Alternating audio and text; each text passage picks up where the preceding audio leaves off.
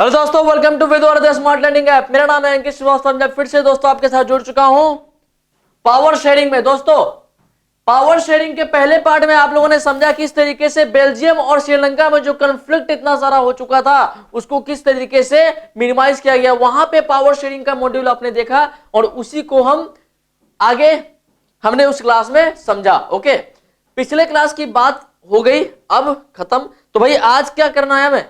आज हमें करना है इसके बाद की बात। ठीक है, देखिए पिछले क्लास में दोस्तों जो आपको बताया गया वो आपके इस चैप्टर में काफी ज्यादा इंपॉर्टेंट है। आपको अगर नहीं ऐसा लग रहा होगा, आप एग्जाम देकर के आओगे, आपको समझ में आएगा भाई कितना ज्यादा इफेक्टिव है पिछला क्लास। किसी ने अगर नहीं देखा है पिछले क्लास को तो मैं बोलूंगा पहले आप उस क्लास को देख करके आओ, क्योंकि उसी के बेसिस पे आप सारी बातें यहां पे समझोगे। अगर उसको नहीं पढ़ा है तो आपको यहां पे कुछ बातें समझने में प्रॉब्लम हो सकती है, क्योंकि हो सकता है मैं कुछ ऐसे वर्ड्स का यूज करूं, कुछ ऐसे सेंटेंस का यूज करूं जहां पे आपको लगे कि नहीं सर ये फंस रहा है थोड़ा। तो भाई आप पहले जाके पिछला क्लास देख करके आओ, यूट्यूब पे अवेलेबल है, बिल्कुल फ्री ऑफ कॉस्ट, इसमें कोई पैसा नहीं। आप जाकर के उसको देखो, फिर यहां पे आओ, आपका स्वागत है। तो चलिए दोस्तों शुरू करते हैं हमारे मिशन 2023 का पावर शेयरिंग पार्ट 2। देखिए दोस्तों, इस क्लास में आज हमें क्या समझना है, चलिए थोड़ा सा बस 1 मिनट पिछले क्लास को कंक्लूड कर लेते हैं। Power sharing in Belgium and Sri Lanka, क्या पैटर्न रहा दोनों का, एक बार आप उसको देख जाओ जल्दी से। They adopted a policy of power sharing, सबको दिख तो रहा है ना? चलो, दे अडॉप्टेड अ पावर, आप खुद भी बोल सकते हो यार अडॉप्ट, ठीक है ना, आप खुद ही बोल सकते हो। बेल्जियम में किस तरीके का मॉडल सेट किया गया भैया? 4 बार पार्लियामेंट, 4 बार वहां पे क्या हुआ, 4 बार वहां के कॉन्स्टिट्यूशन में संशोधन हुआ और चौथे बार में यह कंक्लूजन निकाला गया कि भाई हम क्या करेंगे, हम अपने सरकार को 4 मॉड्यूल पे चलाएंगे। हम लोग कम्युनिटी गवर्नमेंट फॉर्म करेंगे, सेंट्रल और स्टेट गवर्नमेंट का अलग अलग जितना भी पावर है सबका बंटवारा करेंगे, सबकी शेयरिंग करेंगे, है ना। और फ्रेंच और डच स्पीकिंग पीपल के लिए हम लोग क्या करेंगे, उन सबके वेलफेयर के लिए भी काम करेंगे। कहीं पे भी किसी तरीके का कोई मतभेद नहीं है। अब श्रीलंका वाले केस में आ जाए, इधर adopted a policy of majoritism, they give preferences to the majority, Sinhala group also alone disregardly the minority, it only increase the problem. तो भाई ये तो प्रॉब्लम क्रिएट किया, लेकिन बाद में ये तो प्रॉब्लम क्रिएट किया है, ये तो आपको यहाँ प्रॉब्लम बताया गया, लेकिन उसके बाद क्या हुआ, किस तरीके से 2009 तक, 2008 या 9 तक वो लोग प्रोटेस्ट करते रह गए। कौन प्रोटेस्ट किया और किसके खिलाफ किए? तो भाई श्रीलंकन तमिल और इंडियन तमिल किसके खिलाफ किए? वो जो सिन्हाला एक्ट पास किया गया था कि भाई सिन्हाला ही जो क्या है वो हमारा नेशनल लैंग्वेज है, तो भाई विरोध तो करना चाहिए और इन्होंने किया भी। ठीक है, अब देखिए मैं आपको श्रीलंका को थोड़ा सा और आगे लेके जाता हूं। कुछ लोग बोलेंगे कि सर कंक्लूजन बताओ आप, तो भाई यहां कहने का मतलब है श्रीलंका में अभी अभी आपने देखा कि इकोनॉमिक क्राइसिस हुआ, इकोनॉमिक क्राइसिस हुआ ना, वहां पे सर्व इसी काम का नतीजा है। वहां पे क्या है कि श्रीलंका तब इसको वैल्यू नहीं दी जाती, ठीक है, जो कि बात फैक्ट है। आप वहां देखोगे तो वहां पे मिनिस्टर ऑफ रेलवेज भी कोई चर्चा निकलेगा, मिनिस्टर ऑफ डिफेंस भी निकलेगी, किसके पास? तो फूफे के पास निकलेगी। ठीक है, सब जो जितनी भी सरकार है ना, मतलब वहां पे जो सरकार है दोस्तों और जितने भी उसके मेंबर ऑफ पार्लियामेंट से सब लोग क्या है, सब लोग फैमिली में ही है। तो भाई परिवार में कभी राजनीति चली है क्या? कुछ भी। Why power sharing is desirable, ये है आपका नेक्स्ट टॉपिक। भाई डिजायरेबल क्यों है, अभी तक तो समझ में आ ही चुका होगा ना। श्रीलंका और बेल्जियम का केस तुमने देख लिया, अब बात करेंगे हमारे इंडिया की। तो इंडिया में पावर शेयरिंग डिजायरेबल क्यों है, इसकी भी पुष्टि तुरंत कर लेते हैं। चलिए इसकी पुष्टि करेंगे दोस्तों हम फॉर्म्स ऑफ पावर शेयरिंग के साथ कि भाई अगर हम इंडिया की बात करें, सारे देश की तो बात नहीं कर सकते ना यार, हम अपने देश की बात करते हैं। फॉर्म्स ऑफ पावर शेयरिंग यानी कि यहां पे पावर शेयरिंग जो है दोस्तों उसका फॉर्म क्या है, उसका ढांचा क्या है, ठीक है ना, हम लोग को इसको समझना है पहले। चलिए देखते हैं इसको। देखिए यहां पे जो पावर शेयरिंग है दोस्तों वो 2 कॉन्सेप्ट पे काम करती है, एक वर्टिकल और दूसरा हो गया हॉरिजॉन्टल। तो भाई वर्टिकल पावर शेयरिंग क्या है और हॉरिजॉन्टल पावर शेयरिंग क्या है, इसको समझना इंपॉर्टेंट है। ठीक है, वर्टिकल पावर शेयरिंग क्या है और हॉरिजॉन्टल पावर शेयरिंग क्या है, वर्टिकल हॉरिजॉन्टल। ओके, इसको समझते हैं। आइए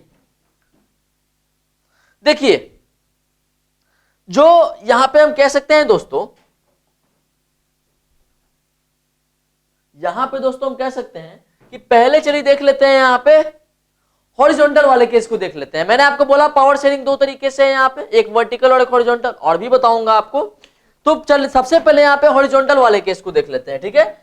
और हॉरिजॉन्टल वाले केस का ही नाम क्या है, power sharing among different organs of government. ये आपसे पूछा जा सकता है बच्चों एमसीक्यू में, ठीक है ना, कि जो हॉरिजॉन्टल पावर शेयरिंग है वो किस कॉन्सेप्ट पे बेस्ड है। तो आपको बताना होगा power sharing among different organs of government. या फिर आपसे ऐसे भी पूछ सकता है कि भाई लेजिस्लेचर, एग्जीक्यूटिव और जुडिशियरी ये जो है किस पावर शेयरिंग को फॉलो करता है, ये हॉरिजॉन्टल को फॉलो करता है या फिर ये वर्टिकल को फॉलो करता है। तो आपका आंसर होना चाहिए कि भाई ये किसको फॉलो करता है, तो ये फॉलो करता है हॉरिजॉन्टल को। ओके, अब ये क्या है इसको देखते हैं, power sharing among different organs of government. तो भाई जुडिशियल, लेजिस्लेटिव और एग्जीक्यूटिव यही जो है वो हॉरिजॉन्टल है। अब देखिए यहां पे एक बात आपको, वर्टिकल क्या होता है जरा समझिए, कितना भी बात देखो, आप इतनी बात समझ जाओ कि भाई जब कोई पावर ऊपर से नीचे की तरफ आ रही है तो ऊपर वाले के पास बहुत पावर होता है, ठीक है, ऊपर वाले के पास बहुत ही ज्यादा पावर होता है। बोलो कोई दिक्कत नहीं है। जैसे कि आप अपने घर को ले लो, आपके दादाजी होंगे, फिर आपके पिताजी होंगे, फिर कल को आप बड़े होंगे तो आप, ठीक है ना, फिर आपके भी आने वाले जनरेशन होंगे, ठीक है। तो यहां पे क्या है, पावर किस तरीके से बटा है, समझ में आ रहा। तो भाई सबसे ज्यादा घर में किसका सुना जाएगा, आपके दादाजी का सुना जाएगा, ठीक है। लेकिन वहीं पे अगर हम बात करें, तुम 4 भाई हो तो चारों भाई में जो पावर शेयरिंग होता है वो हॉरिजॉन्टल होता है कि वर्टिकल होता है, वो हॉरिजॉन्टल होता है। और जो दादाजी से आपके बेटे तक जाएगा वो कौन सा होगा, वो होगा दोस्तों वर्टिकल। क्लियर है, क्लियर है कि नहीं है, क्लियर है। अब सबसे पहले यहां हॉरिजॉन्टल देख रहे हैं, भाई भाई वाला, किसको, कौन वाला, भाई भाई वाला। प्रॉपर्टी का बंटवारा जब होगा ना तो भाई सबको इक्वल, तो वहां पे क्या हॉरिजॉन्टल। अब जैसे हाथ है तो भाई कोई भी इसका कोई एक सेल है जो ऊपर उठा हुआ है नहीं ना, ये तो पूरा एकदम फ्लैट सरफेस है। ओके, देखिए सबसे पहले जुडिशियल, लेजिस्लेटिव और एग्जीक्यूटिव, इसको समझिए, सिर्फ मेरे बातों में फोकस कीजिए, आप उसको बाद में देखिएगा, मैं समझाऊंगा। सबसे पहले आते हैं लेजिस्लेचर पे, सबसे पहले बीच वाले को उठा लेंगे। ये क्या करते हैं, they are law makers, they make laws, और जो एग्जीक्यूटिव होगी वो उसको फॉलो करवाएगी। लेकिन अगर उसको फॉलो करवा रही है वो और किसी ने फॉलो नहीं किया तो उसको सजा देने का काम कौन करेगी, वो करेगी जुडिशियरी, ठीक है ना। तो जुडिशियल मैटर जो भी होगा वो आपको, चलो मैं समझा देता हूं। सबसे पहले enterprise wide decision making, review of individual projects, power to decline progress of projects, ठीक है। ओवरऑल अगर बात करें इसकी, आप ज्यादा इंग्लिश के चक्कर में मत पड़िए, आप सोचिए और खुद से वहां लिखने का प्रयास कीजिए, ये आपको बाद में काम नहीं आएंगी। मैं आपको भी बता दे रहा हूं, जो भी आपको मैं बताऊंगा आपके काम में वही आने वाला है, अगर आपने उस बात को याद रखा है तो। जुडिशियरी क्या होगी दोस्तों, सबसे पहले जुडिशियरी क्या होगी, आपको तीनों बता दिया ना मैंने। अब जुडिशियरी को अगर अलग से समझा जाए यहाँ पे, तो भाई लॉ की सुरक्षा किसके हाथ में होगी, law and order, law and order अगर कहीं खराब होता है तो उसके बिहाफ में पनिशमेंट देने का काम कौन करेगी, तो वो जुडिशियरी करेगी, ठीक है। इनके पास सारा तरीका होगा। मान लो कि अभी आपने देखा होगा ट्विन टावर, ठीक है, जो कि जल्दी में डिमोलिश किया गया है दोस्तों, ओके, नोएडा सेक्टर में, ठीक है, नोएडा में यहाँ पे डिमोलिश किया गया है ट्विन टावर को, ठीक है ना। कितना 600-700 करोड़ का नुकसान हुआ था वहां पे। तो भाई वो गैर कानूनी जमीन पे बना दिया, वहां पे पार्क बनना था, ग्रीन जोन में आप अपार्टमेंट नहीं बना सकते हो, ठीक है। तो भाई वो उसने बना दिया, लेकिन जुडिशरी ने बोला कि भाई ऐसा है, आपको पता होगा सुप्रीम कोर्ट का फैसला था कि भाई ऐसा है कि आप ऐसा नहीं कर सकते, आप पूरे अपार्टमेंट को ही गिरा दो। ओके, क्लियर है, तो भाई पूरे अपार्टमेंट को ही गिरा दो तो भाई इसने तो अपना जो इसका काम है वो उसने किया ही। लेजिस्लेचर जो आपका पार्लियामेंट होता है, ठीक है दोस्तों, जो पार्लियामेंट होता है, जो पार्लियामेंट होता है और पार्लियामेंट में बैठे सारे लोग वो क्या है, लॉ मेकर्स हैं, तो वो किसमें आएगा, लेजिस्लेटिव। आप देख रहे होंगे यहाँ पे दोस्तों यूएसए का पार्लियामेंट बना हुआ भी है, ओके, सीनेट। देखिए प्रिंसिपल एंड पॉलिसी डिफिनेशन, जो भी भाई लॉ बनेगा वो बनाएंगे हम, उसकी परिभाषा देंगे हम देंगे, ओके। स्टैंडर्ड क्रिएशन और टेक्नोलॉजी लाइफ साइकिल ओवरसाइट, ठीक है ना। मैं तुमसे बार बार बोल रहा हूं, आप बातों पे ध्यान दीजिए, ओके। तो भाई लेजिस्लेचर क्या करेगा, सिर्फ ये क्या करेंगे, they are law makers, they are law makers. आप एक बार में ही याद रखो इसको, दे आर लॉ मेकर्स। आपसे पूछा जाएगा कि भाई बताओ, पार्लियामेंट दे देगा आपसे, आपके क्वेश्चन में मान लो अगर एमसीक्यू आता है तो ये पार्लियामेंट दे देगा, और उसके बाद तुम्हें पुलिस स्टेशन का वो दे देगा, ठीक है, पुलिस स्टेशन दे देगा। उसके बाद बोलेगा वहां पे एग्जीक्यूटिव के तौर पे हम क्या ले सकते हैं, ये क्या बोलते हैं, सबसे पहले सुप्रीम कोर्ट दे देगा, फिर पार्लियामेंट दे देगा, और फिर फिर यहाँ पुलिस स्टेशन दे देगा। बोलेगा कि बताओ, या फिर ऑल ऑफ दिस बोल देगा। बोलेगा इसमें आपको ऑप्शन में टिक करना होगा कि बताओ इसमें से लेजिस्लेटिव कौन है। तो कुछ लोग होंगे महानुभाव, वो दो ऑप्शन में टिक करके आएंगे, नहीं आपको टिक करना है पार्लियामेंट क्या है, वो लेजिस्लेचर है। बोलो कोई दिक्कत नहीं। अब यहां दोनों की तो बात हो गई, लेकिन जो लॉ बनेगा उसको इंप्लीमेंट करवाने का काम कौन करेगा? ये तो लॉ की सुरक्षा में है ही, ये क्या करेगा, ये प्रोटेक्ट करेगा, लॉ को प्रोटेक्ट करेगा सुरक्षा में। लेकिन लॉ एंड ऑर्डर को इंप्लीमेंट कौन करवाएगा? लॉ एंड ऑर्डर को इंप्लीमेंट कौन करवाएगा? एग्जीक्यूटिव। जो आप दोस्तों, जो पुलिस होती है ना हमारी, वो आती है एग्जीक्यूटिव में, क्योंकि वो लॉ एंड ऑर्डर को मेंटेन करने का काम करती है। अगर आप दंगा फसाद कहीं पे हो रहा है, उसको अगर क्या करना है, उसको शांत करना है, तो यहां से कौन, मोदी जी जाएंगे वहां शांत कराने? नहीं, वहां पे पुलिस जाएगी। तो भाई वो एग्जीक्यूटिव का हिस्सा है, इसलिए वहां पे पुलिस जाएगी, कोई दिक्कत नहीं है। तो लॉ एंड ऑर्डर, एग्जीक्यूटिव, फिर लॉ मेकर्स, लेजिस्लेटिव, और जुडिशरी जो होगी वो लॉ को प्रोटेक्ट करेगी, कोई दिक्कत नहीं है। आगे बढ़ते हैं। Power sharing among different levels of government. अब देखिए यहां पे आप समझिए बात को। हॉरिजॉन्टल वाला केस तुमने देख लिया, हॉरिजॉन्टल वाला केस तुमने देखा, एक मिनट, हॉरिजॉन्टल वाला केस तुमने देखा कि नहीं देखा? देख लिया। अब यहां पे दोस्तों बात आती है वर्टिकल वाला केस क्या है सर? वर्टिकल वाला केस यही है कि भाई ऊपर से जब पावर नीचे की तरफ ट्रांसफर होता है ना, जो एक हिरार्ची बनती है, जो एक हिरार्कियल फॉर्म ऑफ गवर्नमेंट होता है, उसे ही हम कहते हैं power sharing among different levels of government. यानी कि पावर सबके बीच में दी जा रही है। आपने हॉरिजॉन्टल केस में देखा, जुडिशरी को भी पावर है, लेजिस्लेटिव को भी पावर है, और यहां पे एग्जीक्यूटिव को भी पावर है, कोई दिक्कत नहीं है। और सबका पावर बटा हुआ है। तुम भाई इतना ही देखोगे, लेजिस्लेटिव का ही बना हुआ है, तुम लॉ ही बनाओगे, तुम जाके वहां पे पब्लिक को शांत नहीं करवा सकते हो। फिर एग्जीक्यूटिव क्या है, उसको लॉ एंड ऑर्डर देखना है, वो अपने से लॉ नहीं बनाएगा, ना उस लॉ की प्रोटेक्शन करेगा। तो सबका यहाँ पे अलग अलग पावर है, कोई किसी के मैटर में इंटरफेयर नहीं करता है। लेकिन यहां पे क्या है,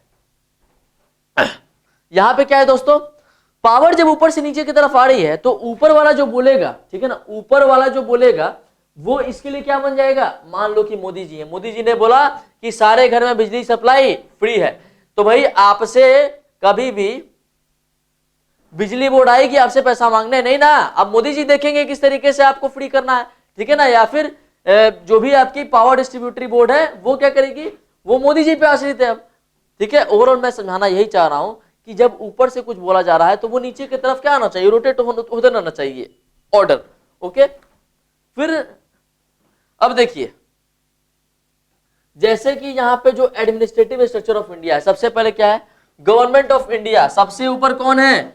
गवर्नमेंट ऑफ इंडिया। बोलो कोई दिक्कत? Government of India. उसके बाद क्या है? State government. फिर क्या है? डिवीजन, ठीक है ना, डिवीजन। स्टेट गवर्नमेंट में डिवीजन है कि भाई अलग अलग तरीके से वहां पे डिवीजन किया गया, जैसे कि उसमें डिस्ट्रिक्ट्स, ओके। अब डिस्ट्रिक्ट में आ जाइए, डिस्ट्रिक्ट में ब्लॉक होता है, विलेज होता है, ठीक है ना। डिस्ट्रिक्ट को, एक डिस्ट्रिक्ट को देखो, मान लो पटना डिस्ट्रिक्ट है, तो यहाँ पे काफी सारे ब्लॉक्स हैं, अगल बगल काफी सारे विलेजेस हैं, तो उन सब विलेजेस के लिए पंचायत होगी। जो डिस्ट्रिक्ट है मेन, उसके लिए क्या होगा? म्युनिसिपल कॉर्पोरेशन, ठीक है। तो सबका पावर यहाँ बटा हुआ है। अब यहाँ पे म्युनिसिपल कॉर्पोरेशन का अलग ही केस है। उसके बाद म्युनिसिपैलिटी है, जो नगर पालिका बोलते हैं जिसे हम, फिर सिटी काउंसिल है, ठीक है। तो भाई यहां पे आप समझ चुके होंगे अभी तक में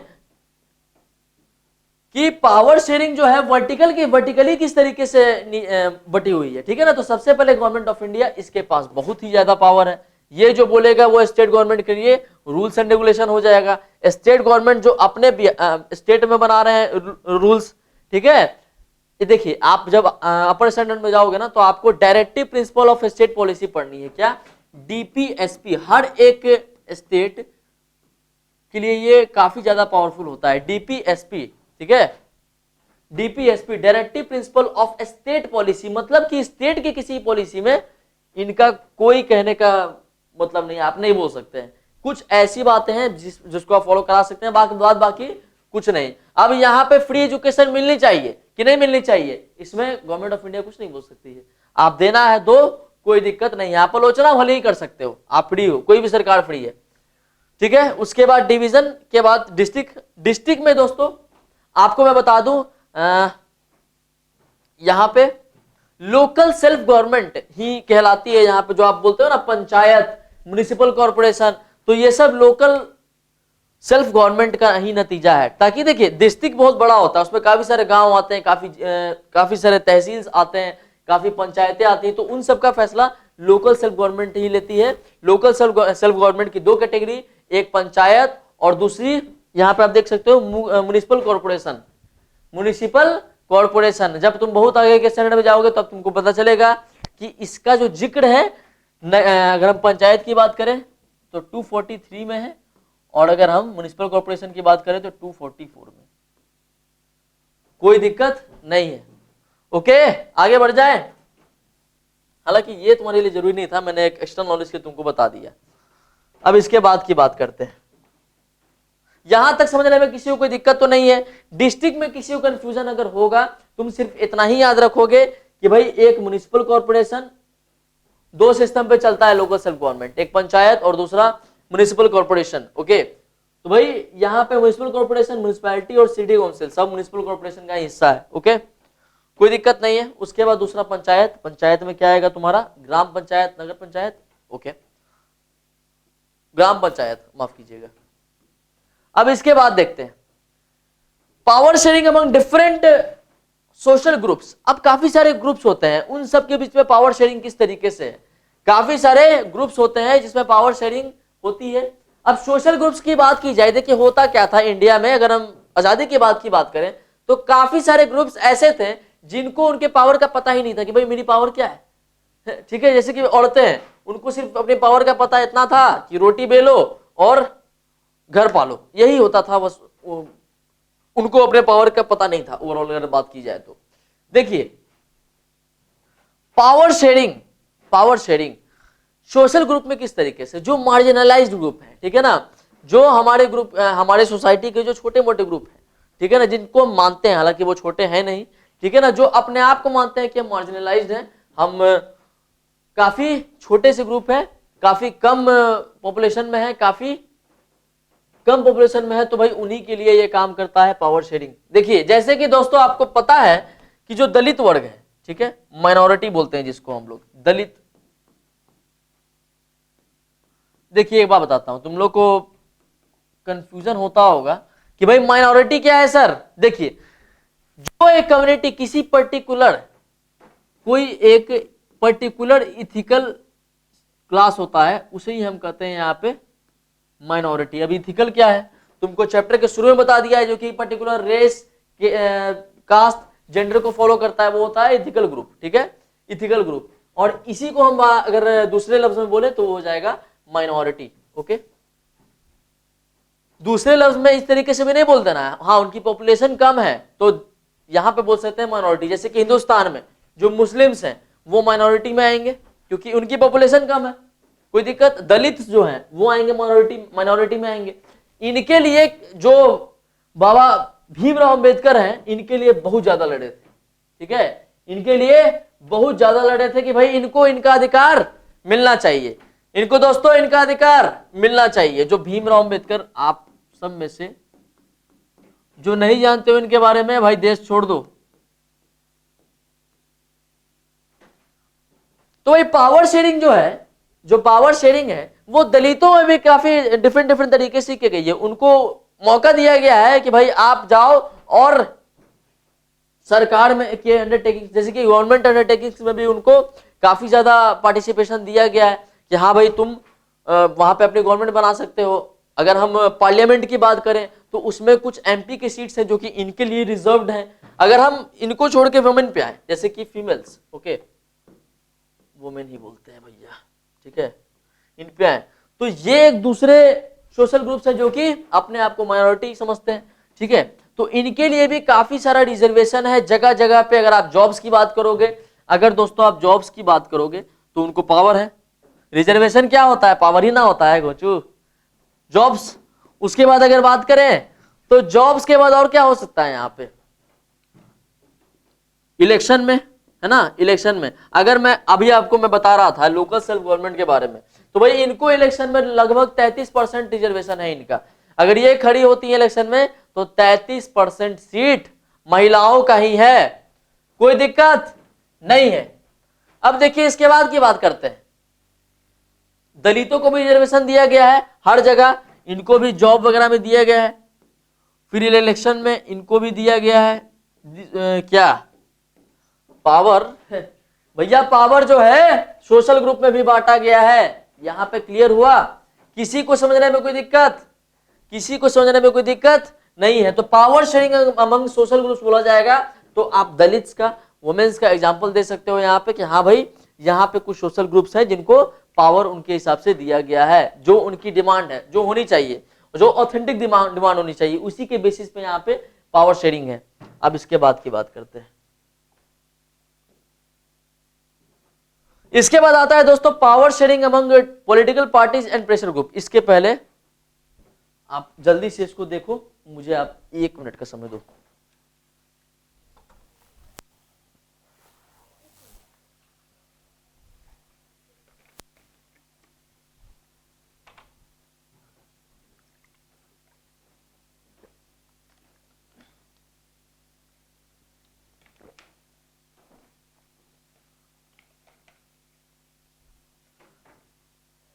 यहां तक समझ में सबको आ गया?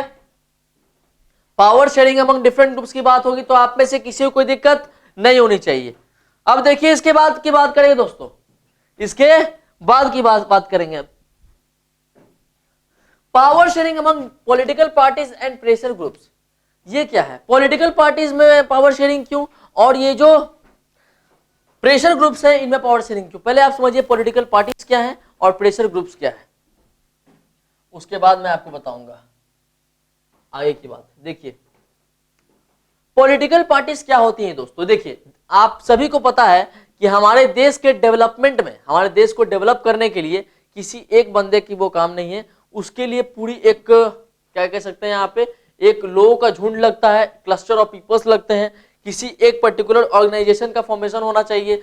जैसे कि अगर हम बात करें यहाँ पे आजादी की, तो वहां पे शुरुआती दौर में जब इंडियन नेशनल कांग्रेस की स्थापना की गई 1885 में बाय A.O. ह्यूम, तो उस समय पता नहीं था कि भाई ये जो पर्टिकुलर ऑर्गेनाइजेशन है ये आगे जाके हमें आजादी दिला देगी, ऐसा उनको पता नहीं था, ठीक है ना। हालांकि सिर्फ उनके वजह से नहीं, सबका उसमें योगदान है। अगर हम एक्सट्रीमिस्ट की बात करें, अगर हम मॉडरेट्स की बात करें, तो सबका उसमें योगदान है, कोई कम कोई ज्यादा नहीं है। लेकिन हाँ, जो एक ऑर्गेनाइजेशन है वो एक सिंबल का काम करती है, वो एक मार्गदर्शक का काम करती है, ठीक है, वो लोगों को बताती है, वो अपने आइडिया को लोगों के बीच में बांटती है। तो भाई पॉलिटिकल पार्टी का काम क्या है कि अगर उनके दिमाग में कुछ अच्छी धारा है, किसी एक पर्टिकुलर बंदे के दिमाग में अगर अच्छी धारणा है, वो सोसाइटी को बदलना चाहता है, अतः डेवलपमेंट की तरफ ले जाना चाहता है, पूरे सोसाइटी का जो रुख है वो डेवलपमेंट की तरफ ले जाना चाहता है, तो भाई वो क्या करे, अपनी एक पार्टी बनाए, अपना एक ऑर्गेनाइजेशन बनाए। सबसे पहले अपना एक ऑर्गेनाइजेशन बनाए, उसे ही हम पार्टी, पॉलिटिकल पार्टीज का नाम देते हैं, ठीक है, और शॉर्ट में उसको बोलते हैं ये इसकी पार्टी है, वो उसकी पार्टी है। इसी क्रम में दोस्तों काफी सारे पॉलिटिकल पार्टीज का गठन किया गया, जिसमें से कुल मिलाकर के अगर हम आज बात करें, अपने देश की बात करें, तो कुल मिलाकर के 8 पॉलिटिकल पार्टीज हैं। अभी एक आम आदमी पार्टी भी नेशनल पार्टी के रूप में वहां पे आई है। पॉलिटिकल पार्टीज तो ऐसे काफी सारी हैं, लेकिन नेशनल पॉलिटिकल पार्टी अभी मात्र 8 से 10 ही है, ठीक है। तो दोस्तों अब इसके बाद की बात करते हैं, इस पे हम एक अलग से क्लास लेंगे, ठीक है। देखिए पॉलिटिकल पार्टीज, अब जैसे पॉलिटिकल पार्टीज आपने समझा, दूसरा आप समझो प्रेशर ग्रुप्स क्या होते हैं। देखिए जैसे कि कुछ ऐसे वर्ग होते हैं सोसाइटी में जिनके ऊपर काफी सारी, उनके ऊपर क्या की जा रही है, उनको प्रोटेस्ट किया जा रहा है, उनको दबाया जा रहा है, उनको सप्रेस किया जा रहा है किसी किसी कारण से, वो मतलब आप ओवरऑल ये कह सकते हो कुछ ऐसा किया जाता है किसी पर्टिकुलर कम्युनिटी के खिलाफ जो कि इंटेंशनली होता है, डिलिबरेटली होता है, या फिर अनइंटेंशनली होता है, ठीक है ना। गलती से आप डिसीजन कुछ और लेना चाह रहे थे, डिसीजन आपने कुछ और ले लिया, ठीक है। जैसे कि यहां पे एक मैंने एग्जांपल लिया, स्टैंड अप फॉर एजुकेशन। देखिए जब गवर्नमेंट चलती है ना दोस्तों, जब सरकार चलाने वाली, जब सरकार को पूरी कंट्री को चलाना है, माफ कीजिएगा, जब किसी सरकार को पूरी कंट्री को चलाना है तो काफी सारे पॉलिसीज ली जाती हैं, ठीक है। कुछ पॉलिसीज जो होती हैं वो उनके काम की होती है भाई, हालांकि सारी काम की होती हैं, मतलब कुछ पॉलिसीज ऐसी होती हैं जो कि लोगों को खुश करती हैं, और कुछ पॉलिसीज ऐसी होती हैं जो कि सरकार को मजबूरन लेना पड़ता है। अगर हम आप बात करें हमारे इंडिया की, तो यहाँ पे जो नेशनल एजुकेशन पॉलिसी है NEP, अभी काफी लोग इससे ज्यादा नाराज हैं। हालांकि ये जो है आपके ब्रिटेन से लाया गया पिक है, लेकिन आप एक मैं आपको आइडिया दे रहा हूं, आपको इसको ब्रिटेन से लाया गया, इसके पीछे क्या हुआ ये आपको नहीं समझना है। मतलब पर्टिकुलरली अगर बात की जाए एक सेक्शन की, तो भाई कोई भी पीड़ित वर्ग, किसी कारण से पीड़ित वर्ग है, गवर्नमेंट के कुछ करने से पीड़ित है, तो उसे ही हम कहते हैं प्रेशर ग्रुप्स। अतः बाद में वो अपने आइडियोलॉजी को लोगों के सामने लाए और एक बड़ा सा समूह बनाए, जिससे क्या होगा दोस्तों, जिससे क्या होगा, उनकी बात ज्यादा से ज्यादा लोगों से फैलेगी, और वो जो प्रेशर ग्रुप्स हैं वो बाद में एक पॉलिटिकल पार्टी ग्रुप में निखर सकते हैं। जैसे कि आप सभी को पता है दोस्तों, मैं एक एग्जांपल तुम्हें यहां पे दे सकता हूं। आप सभी को पता है कि साल 2014 में दोस्तों, ये आपको दिख रहे होंगे, ये हमारे देश के बहुत ही वरिष्ठ नेता अन्ना हजारे जी हैं यहाँ पे, और अरविंद केजरीवाल जी हैं, ठीक है। इन लोगों की मंशा थी कि भाई जो करप्शन है उसको खत्म करना है।